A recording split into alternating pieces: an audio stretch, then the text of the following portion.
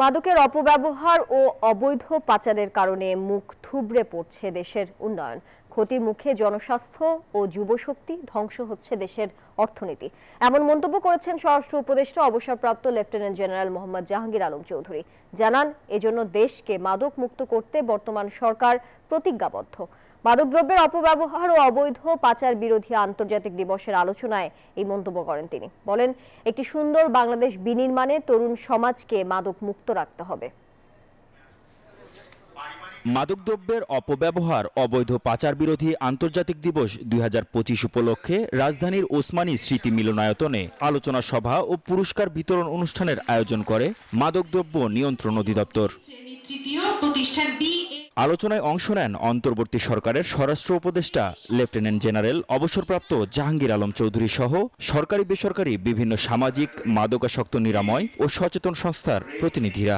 জুলাই গণঅভ্যুত্থানে প্রধান অতিথির বক্তব্যে স্বরাষ্ট্র উপদেষ্টা বলেন, মাদকের অপব্যবহার ও অবৈধ পাচারের কারণে মুখ থুবড়ে পড়েছে দেশের উন্নয়ন, জনস্বাস্থ্য ও যুবশক্তি। এতে ধ্বংস হচ্ছে দেশের অর্থনীতি। বান্ডেল থাকলে প্রতি সেনমানিতে টাকা বাঁচবে। বিকাশ সেনমানি বান্ডেল কিনে জিতুন প্রতি লেনদেনে।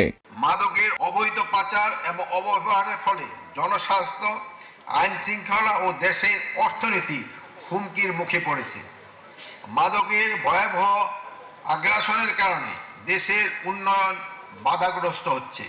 প্রযুক্তির উন্নয়নের সাথে সাথে বিভিন্ন দেশে নতুন সিনথেটিক এবং সেমি সিনথেটিক ড্রাগ আবির্ভাবের ফলে মাদকদ্রব্যের অপব্যবহার ও অবৈধ পাচারজনিত সমস্যা আরও ঘনীভূত হয়েছে। তবে উপদেষ্টা জানান, নতুন এসব মাদক নিয়ে আইন প্রয়োগকারী ও গোয়েন্দা সংস্থা সচেতন। প্রযুক্তির উন্নতির সাথে সাথে বিশ্বের বিভিন্ন দেশে নতুন সিনথেটিক, সেমি সিনথেটিক ড্রাগ, যেটাকে এনপিএস বলা হয়, এর আবির্ভাবের ফলে মাদক দ্রব্যের অপব্যবহার ও অবৈধ পাচারজনিত সমস্যা আরও ঘনীভূত হয়েছে।